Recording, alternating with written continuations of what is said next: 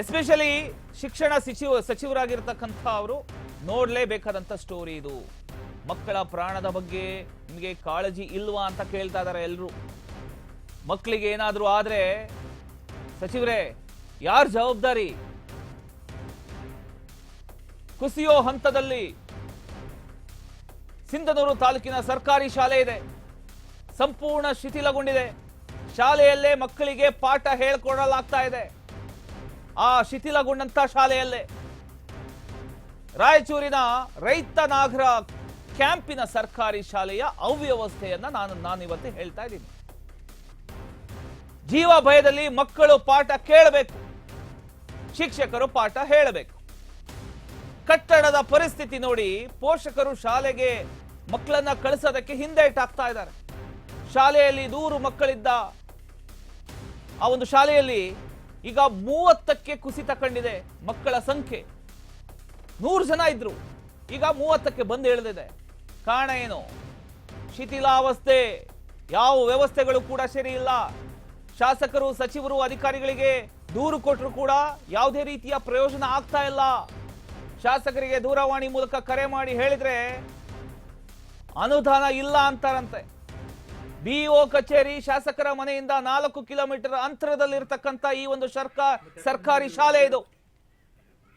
ಶಾಸಕರೇ, ನಿಮಗೆ ಕೆಲಸ ಮಾಡಲು ಆಗಲ್ಲ ಅಂದ್ರೆ ದಯವಿಟ್ಟು ರಾಜೀನಾಮೆ ಕೊಟ್ಬಿಟ್ಟು ಮನೆಗೆ ಹೋಗಿ ಕೂತ್ಕೊಂಡ್ಬಿಡಿ. ಆ ಕ್ಷೇತ್ರವನ್ನ ನಿಭಾಯಿಸಕ್ಕಾಗಿಲ್ಲ ಅಂದ್ರೆ ನೀವು ಯಾಕೆ ಬೇಕು? ಅಲ್ಲಿನ ಜನಗಳಿಗೆ ಸ್ಪಂದಿಸಬೇಕು ಅನ್ನೋ ಕಾರಣಕ್ಕೋಸ್ಕರ ನಿಮ್ಮನ್ನ ಎಲ್ಲರೂ ಓಟ್ ಹಾಕಿ ನಿಲ್ಲಿಸಿ ಶಾಸಕರನ್ನಾಗಿ ಮಾಡ್ತಾರೆ. ಆದ್ರೆ ಅಲ್ಲಿನ ಜನಗಳಿಗೆ, ಅಲ್ಲಿನ ಮಕ್ಕಳಿಗೆ, ಅಲ್ಲಿಯ ಒಂದು ಸರ್ಕಾರಿ ಶಾಲೆಯನ್ನ ಸರಿಯಾಗಿ ನೋಡ್ಕೊಳಕ್ಕಾಗ್ಲಿಲ್ಲ ಅಂದ್ರೆ ನೀವು ಯಾಕೆ ಶಾಸಕ ಸ್ಥಾನದಲ್ಲಿ ಇರಬೇಕು ಅನ್ನುವಂಥದ್ದು ಪ್ರಶ್ನೆ. ಈಗ ಅಲ್ಲಿನ ಜನ ಹೇಳ್ತಾ ಇದ್ದಾರೆ, ನಾವು ಓಟ್ ಹಾಕಿ ಗೆಲ್ಸಿದ್ವಿ, ಆದ್ರೆ ಶಾಸಕರು ನಮ್ಮ ದೂರವಾಣಿ ಕರೆಗೂ ರೆಸ್ಪಾನ್ಸ್ ಮಾಡಲ್ಲ, ಕೇಳಿದ್ರೆ ಅನುದಾನ ಇಲ್ಲ ಅಂತಾರೆ. ಯಾರನ್ನ ಕೇಳಬೇಕು? ಶಾಸಕರೇ ನೀವು ಹೇಳಬೇಕು. ಶಿಕ್ಷಣ ಸಚಿವರು ಕೂಡ ಇದನ್ನ ಗಮನಿಸಬೇಕು. ಆರ್ಮ್ಯಾಕ್ಸ್ ಕನ್ನಡದಲ್ಲಿ ಬಂದಿರತಕ್ಕಂತ ಈ ಒಂದು ಸುದ್ದಿಯನ್ನ ಶಿಕ್ಷಣ ಸಚಿವರು ಗಮನಿಸಲೇಬೇಕಾಗುತ್ತೆ. ಯಾಕೆಂತ ಹೇಳಿದ್ರೆ ಇದು 100 ಮಕ್ಕಳು ಓದ್ತಿರ್ತಕ್ಕಂತ ಶಾಲೆ. ಆದ್ರೆ ಈಗ ಪೇರೆಂಟ್ಸ್ ಗಳಿಗೆಲ್ಲ ಭಯ ಶುರು ಆಗ್ಬಿಟ್ಟಿದೆ. ಹೆಂಗ್ ಕಳಿಸ್ತಾರೆ ನೋಡಿ, ನಿಮ್ಗೆ ವಿಜುವಲ್ಸ್ ಗಳನ್ನ ತೋರಿಸ್ತಾ ಇದೀವಿ ಯಾವ ಅವಸ್ಥೆಗೆ ಬಂದಿದೆ ಆ ಸರ್ಕಾರಿ ಶಾಲೆ ಅನ್ನೋದನ್ನ. ಕಂಪ್ಲೀಟ್ ಆಗಿ ಕ್ರ್ಯಾಕ್ ಬಿಟ್ಟಿದೆ. ಯಾವಾಗ ಬಿದ್ದೋಗುತ್ತೆ ಅನ್ನೋ ಭಯದಲ್ಲಿ ಜನ ಇದ್ದಾರೆ, ಆ ಮಕ್ಕಳಿದ್ದಾರೆ, ಟೀಚರ್ಸ್ ಗಳಿದ್ದಾರೆ.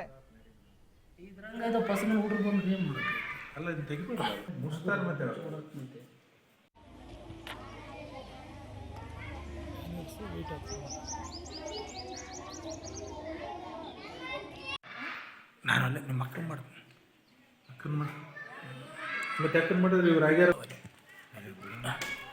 ಎಸ್, ಇದ್ರ ಬಗ್ಗೆ ಇನ್ನಷ್ಟು ಡೀಟೇಲ್ಸ್ ನೀಡೋದಕ್ಕೆ ರಾಯಚೂರು ರಿಪೋರ್ಟರ್ ಆಗಿರತಕ್ಕಂಥ ಶಾಮಿದ್ ಸಾಬ್ ಅವರು ನಮ್ಮೊಂದಿಗೆ ದೂರವಾಣಿ ಸಂಪರ್ಕದಲ್ಲಿ ಜಾಯಿನ್ ಆಗಿದ್ದಾರೆ. ಎಸ್ ಶಾಮಿದ್, ಈಗ ನಾವು ವಿಜುವಲ್ಸ್ ಗಳನ್ನ ನೋಡಿದೀವಿ, ನೀವು ಕಳಿಸಿರ್ತಕ್ಕಂಥದ್ದನ್ನ.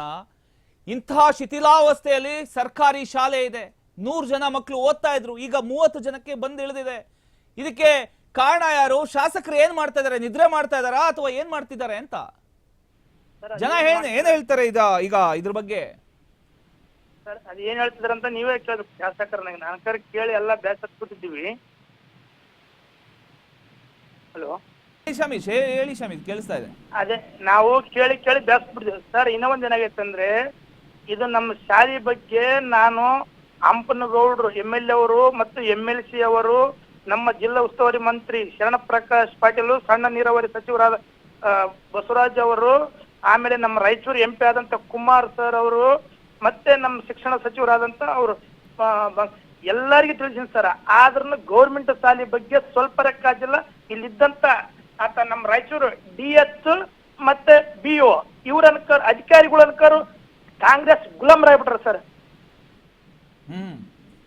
ಅಧಿಕಾರಿಗಳು ಗುಲಾಮ್. ಏನ್ ಕೆಲಸ ಕೇಳಿದ್ರು ಬಿಲ್ ಅಟ್ಲೀಸ್ಟ್ ಬ್ಲಾಸ್ಟ್ ಮಾಡಂದ್ರು ಕೂಡ ನಮ್ಮ ಹತ್ರ ದುಡ್ಡಿಲ್ರಿ. ಇಲ್ಲಿಗೆ ಮೊನ್ನೆ ನಿಮ್ ಪೇಪರ್ನಾಗ ಇನ್ನೊಂದು ನ್ಯೂಸ್ ಮಾಡಿದಾಗ ಬಂದು 3 ದಿನ ಆಯ್ತು ಹೊಡಿತೀವಿ ಅಂತೇಳಿ. ಇವತ್ತಿನ ಹತ್ರ ಕೂಡ ಒಳ್ಳೆ ನೋಡ್ತಿಲ್ಲ. ಏನಾರಂದ್ರೆ ನಾವು ಮಕ್ಕಳೇನು ಕಳಿಸ್ತಿದ್ವಲ್ಲ, ನಮ್ಮ ಮಕ್ಕಳನ್ನ ನಾವು ದುಡ್ಡು ಹಾಕಿ ನಾವು ಸಾಲಿ ಒಡಕೊಂಡು ನಾವು ಕಟ್ಟಡ ಮಾಡ್ಬೇಕಂತ ಅವ್ರಿಗೆ. ಹ್ಮ್ ಅದಕ್ಕೆ ಇಂಥ ರಾಜಕಾರಣಿಗಳು ಬಟ್ ಇಲ್ಲಿದ್ದಂತ 4 ಕಿಲೋಮೀಟರ್ ಸರ್, 4 ಕಿಲೋಮೀಟರ್ ಇದೆ. ನಮ್ಮ ಸಾಲಿ ಪರಿಸ್ಥಿತಿ ಒಂದಲ್ಲ ಸರ್, ಸಿಂಧನೂರು ತಾಲೂಕಿನ ಪ್ರತಿಯೊಂದು ಗೌರ್ಮೆಂಟ್ ಸಾಲಿ ಪರಿಸ್ಥಿತಿ ಇದೇ ಕಂಪ್ಲೇಂಟ್ ಇದೆ. ಬಟ್ ಯಾರು ಮುಂದೆ ಬರ್ತಿಲ್ಲ. ನಾವು ನಮ್ಮ ಮಕ್ಕಳಿಗೋಸ್ಕರ ನಾವು ಮುಂದೆ ಬಂದಿದ್ದೀವಿ. ಬಟ್ ಇದು ನನಗೆ ಸ್ವಲ್ಪ ಕೂಡ ಇಷ್ಟ ಆಗಿಲ್ಲ ಸರ್. ಇವ್ರು ಏನ್ ಮಾಡ್ತಿದಾರೋ ಏನಿಲ್ಲೋ, ಏನ್ ಅವ್ರ ಮನೆ ಜವಾಬ್ದಾರಿ ನೋಡ್ಕೊಂತಾರೋ, ನಾವೇನ್ರ ನಮ್ಮ ಮನೆ ಕೆಳಕ್ ಹಚ್ಚಿದೀವು, ನನಗೇನು ಅರ್ಥ ಆಗ್ತಿಲ್ಲ. ಬಟ್ ಗೌರ್ಮೆಂಟ್ ಅಲ್ಲಿ ಇರೋಂತ ಯಾವ ಅಧಿಕಾರಿಗಳು ಕೂಡ ಸರಿ ಇಲ್ಲ. ಇಂಥ ರಾಜಕಾರಣಿಗಳು ಬೇಡ. ಅಲ್ಲ, ಅನುದಾನ ಕೇಳಿದ್ರೆ ಏನೋ ಇಲ್ಲ ಅಂತಾರ. ಅನುದಾನ ಕೇಳಿದ್ರಲ್ಲ, ಫಂಡೇ ಬಂದಿಲ್ಲ ಅಂತಾರ ಸರ್. ಫಂಡೇ ಇಲ್ಲ, ಸಾಲಿ ಕಟ್ಟಕ್ ಫಂಡ್ ಇಲ್ಲ ಸರ್. ಇವರು ವರ್ಷದಾಗ ಇವತ್ತು ರಾಯಚೂರಲ್ಲಿ ಒಂದು ಉತ್ಸವ ಮಾಡ್ತಿದ್ರು, ಒಳ್ಳೇದು. ಬಟ್ ಇಂಥ ಉತ್ಸವ ಏನೇನೋ ಮಾಡಕ್ ಇವ್ರ ಹತ್ರ ದುಡ್ಡು ಬರ್ತಿದೆ ಸರ್. ಮಕ್ಕಳು ಭವಿಷ್ಯಕ್ಕೆ ಸಾಲೆ ದುಡ್ಡು ಬರ್ತಿಲ್ಲ. ಗೌರ್ಮೆಂಟ್ ಕೆಲ್ಸಕ್ಕೆ ಮಾತ್ರ ಇವ್ರು ದುಡ್ಡು ಬರ್ತಿದೆ. ಬಟ್ ಗೌರ್ಮೆಂಟ್ ಸಾಲಿ ಬಗ್ಗೆ ದುಡ್ಡು ಬರ್ತಿಲ್ಲ ಇವ್ರಿಗೆ. ಓಕೆ, ಏನು ತಲೆ ಕೆಡಿಸ್ಕೊಳ್ಳೋ ಅವಶ್ಯಕತೆ ಇಲ್ಲ. ಆರ್ಮ್ಯಾಕ್ಸ್ ಕನ್ನಡ ಇವಾಗ ಶುರು ಆಗಿದೆ. ಈ ಅವ್ರು ಏನೇನೋ ಮಾಡ್ತಿದಾರಲ್ಲ, ಎಷ್ಟೆಷ್ಟೋ ಮಾಡ್ತಿದಾರೆ. ಇಂಥ ಮಕ್ಕಳುಗಳು ಪ್ರತಿಯೊಂದು ಸಾಲಿ ಅವ್ರು ಹೇಳ್ತಿಲ್ಲ ಸಚಿವರು, ಕನ್ನಡ ಶಾಲೆ ಮುಚ್ಚಕ್ಕಿನೇ ನಮ್ಮ ಸಿಂಧನೂರು ತಾಲೂಕು ಫಸ್ಟ್. ಇಲ್ಲಿ ತನ ನಾನು 8 ತಿಂಗಳಿಂದ ಹೇಳ್ತಿದ್ರು ಕೂಡ ಒಬ್ಬ ಶಾಸಕರು ಬಂದಿಲ್ಲ, ಒಬ್ರು ಕೂಡ ಬಂದಿಲ್ಲ. ಒಬ್ರು ಕೂಡ ಇಲ್ಲಿ ತನ ಬಂದು ಒಬ್ಬ ಅಧಿಕಾರಿ PDO ಮೊದಲು ಮಾಡಿ ಬಂದು ನೋಡ್ಕೊಂಡು ಹೋಗಿಲ್ಲ ಅದನ್ನ. ಅಧ್ಯಕ್ಷರೇ, ಇನ್ನು ಯಾವುದೇ ಕಾರಣಕ್ಕೂ ತಲೆ ಕೆಡಿಸ್ಕೊಳ್ಳೋ ಅವಶ್ಯಕತೆ ಇಲ್ಲ.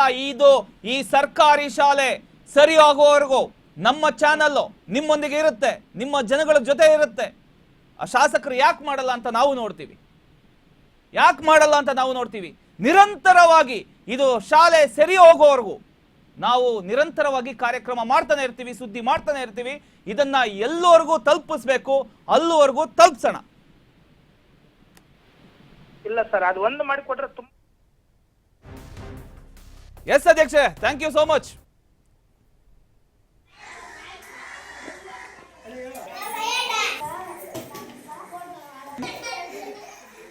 ಯಾರಿಗಾರು ಕೊಟ್ಟು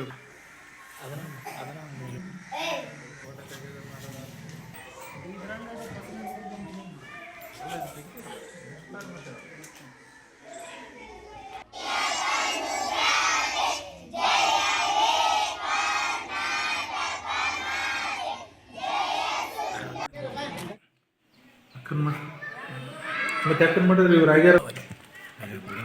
ಇಲ್ಲಾಂದ್ರೆ ಈ ಸಲ ಯಾರಿಗಾರು ಕೊಟ್ಟು ಅದನ್ನ ನಿಮಗೆ ಫೋಟೋ ತೆಗೆದು ಮಾಡೋದು ನಡಿ. ಇದ್ರಂಗ ಅದು ಪಸಂಗ ಹುಡುಗ ಬಂದ್ರೆ ಏನು ಮಾಡೋದು? ಅಲ್ಲ, ಇದು ತೆಗಿಬಿಡ ಮುಗಿಸ್ತಾರೆ ಮತ್ತೆ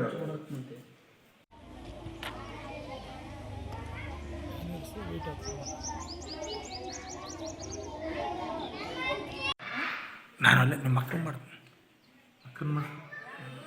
ಮತ್ತೆ ಯಾಕಂದ್ ಮಾಡಿದ್ರೆ ಇವ್ರು ಆಗ್ಯಾರ. ಇಲ್ಲಾಂದ್ರೆ ಈ ಸಲ ಯಾರಿಗಾರು ಕೊಟ್ಟು ಅದನ್ನ ನಿಮಗೆ ಫೋಟೋ ತೆಗೆದು ಮಾಡೋದು ನಡಿ. ಇದ್ರಂಗ ಅದು ಪಸಂಗ ಹುಡುಗ ಬಂದ್ರೆ ಏನು ಮಾಡೋದು? ಅಲ್ಲ, ಇದು ತೆಗಿಬಿಡ ಮುಗಿಸ್ತಾರೆ ಮತ್ತೆ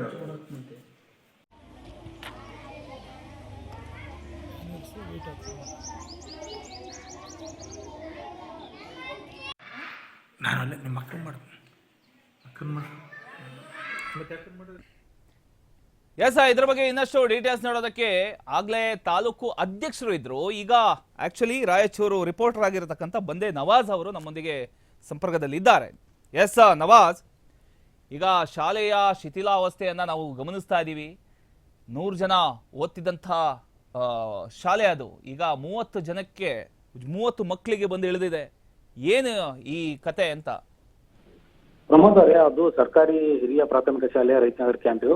ಅಲ್ಲಿ ಸ್ಟಾರ್ಟಿಂಗ್ ಅಲ್ಲಿ ಇದ್ದಾಗ 100 ಮಕ್ಕಳು ವಿದ್ಯಾರ್ಥಿಗಳಿದ್ರು. ಈಗ ಬರ್ತಾ ಮೂಲಭೂತ ಸೌಕರ್ಯಗಳ ಕೊರತೆ ಇರುವುದರಿಂದ ಹಾಗಾಗಿ ಪಾಲಕರು ಕೂಡ ಶಿಥಿಲ ವ್ಯವಸ್ಥೆ ತಲುಪಿದೆ ಈ ಶಾಲೆಗೆ ಅಂತ ಹೇಳಿ ಹಲವು ಬಾರಿ ಶಾಸಕರಿಗೆ ಮತ್ತು ಸಂಬಂಧಪಟ್ಟ ಅಧಿಕಾರಿಗಳಿಗೆ ದೂರವಾಣಿ ಮುಖಾಂತರ ಮತ್ತು ನೇರವಾಗಿ ಭೇಟಿ ಆದರೂ ಕೂಡ ಆ ಒಂದು ಶಿಥಿಲ ವ್ಯವಸ್ಥೆ ಕೂಡ ಯಾವುದೂ ಸ್ಥಳಕ್ಕೆ ಬಂದು ಭೇಟಿ ನೀಡದೆ ಆ ವಿದ್ಯಾರ್ಥಿಗಳಿಗೆ ಒಂದು ಭಯದ ವಾತಾವರಣ ನಿರ್ಮಾಣವಾಗಿದೆ. ಪ್ರಮೋದ್ ಅವರೇ, ಓಕೆ, ಈಗ ಆ ಭಾಗದಲ್ಲಿ ಇದೊಂದೇನಾ ಶಾಲೆ ಇರೋದು ಅಥವಾ ಬೇರೆ ಯಾವ್ದಾದ್ರು ಶಾಲೆ ಇದೆಯಾ ಅಂತ? ಅಲ್ಲಿ ಖಾಸಗಿ ಶಿಕ್ಷಣ ಸಂಸ್ಥೆ ಒಂದಿದೆ, ಆನಂತರ ಸರ್ಕಾರಿ ಶಾಲೆ ಇರೋದು ಒಂದೇ, ಅದು ರೈತನಗರ್ ಕ್ಯಾಂಪ್. ಕೇವಲ ಸಿಂಧನೂರಿಂದ 4 ಕಿಲೋಮೀಟರ್ ಮಾತ್ರ. ಇವಾಗ ಶಾಸಕರು ಏನು ಹೇಳ್ತಾ ಇದ್ದಾರೆ ಈ ಒಂದು ವಿಚಾರಕ್ಕೆ? ಶಾಸಕರು ಕಳೆದ ಬಾರಿ ಪಾಲಕರು ಮತ್ತು SDMC ಅವರು ಹೋದಾಗ ಖಂಡಿತವಾಗಿ ನಿಮಗೆ ಕೊಠಡಿಗಳನ್ನು ಮಂಜೂರು ಮಾಡ್ತೇನೆ, ಇದೊಂದು ಶಿಥಿಲ ವ್ಯವಸ್ಥೆ ಇದ್ದು ಡಿಮಾಲಿಶ್ ಮಾಡಿ ನಿಮಗೆ ಹೊಸ ಕಟ್ಟಡಗಳನ್ನು ಮಂಜೂರು ಮಾಡ್ತಂತ ಹೇಳಿದ್ದಾರೆ. ಆದ್ರೂ ಇನ್ನುವರೆಗೂ ಯಾವುದೇ ಕ್ರಮ ಮುಂದಕ್ಕಾಗಿಲ್ಲ. ಅದೇ ಜನ ಕೇಳಿದ್ರೆ ಈ ಅನುದಾನ ಇಲ್ಲ ಅಂತಾರಂತೆ. ಅವರು ಅನುದಾನ ಇಲ್ಲ ಅಂತಾರೆ. KKRDP ಅಡಿಯಲ್ಲಿ ಬಿಡುಗಡೆ ಮಾಡ್ತೀನಿ ಅಂತ ಹೇಳಿ ಆಶ್ವಾಸನೆ ಕೊಟ್ಟಿದ್ದಾರೆ. ನಂತರ ಇವರು ಮುಖ್ಯೋಪಾಧ್ಯಾಯರು ಕೂಡ ಒಂದು ಲೆಟರ್ ಅನ್ನು ಹೊರಡಿಸಿದ್ದಾರೆ. ಲೋಕೋಪಯೋಗಿ ಇಲಾಖೆಯವರಿಗೆ ಆದೇಶವನ್ನು ಕೂಡ ಆಗಿದೆ. ಆದ್ರೂ ಕೂಡ ಅವ್ರು ಯಾಕೆ ಶಿಥಿಲ ವ್ಯವಸ್ಥೆ ಇದ್ದು ಡಿಮ್ಯಾಲಿಶ್ ಮಾಡಕ್ಕೆ ಹಿಂದೆ ಮುಂದೆ ಇದು ಮಾಡ್ತಿದ್ದಾರೆ ಎಂದು ಸಾರ್ವಜನಿಕ ಎಲ್ಲೋ ಒಂದ್ ಕಡೆ ಅನುಮಾನಕ್ಕೆ ಕಾರಣವಾಗಿದೆ. ಈಗ ಈ ಒಂದು ವಿಚಾರ ಶಿಕ್ಷಣ ಸಚಿವರ ಗಮನಕ್ಕೆ ಏನಾದ್ರೂ ಹೋಗಿದ್ಯಾ? ಖಂಡಿತವಾಗಿ ಅವ್ರ ಪಾಲಕರು ಮಧು ಬಂಗಾರಪ್ಪ ಅವರಿಗೆ ನೇರವಾಗಿ ಕಾಲ್ ಮಾಡಿ ಶಿಕ್ಷಣ ಸಚಿವರಿಗೆ ಮಾತನಾಡಿ ಕಳೆದ್ರೂ ಕೂಡ ಇಲ್ಲಿವರೆಗೂ ಯಾವುದೇ ಪ್ರಯೋಜನ ಆಗಿಲ್ಲ. ಓಕೆ, ಥ್ಯಾಂಕ್ ಯು ನಿಮ್ಮೆಲ್ಲ ಮಾಹಿತಿಗಾಗಿ. ಬಂದೇ ನವಾಜ್. ಇಲ್ಲಾಂದ್ರೆ ಈ ಸಲ ಯಾರಿಗಾರು ಕೊಟ್ಟು ಅದನ್ನ ನಿಮಗೆ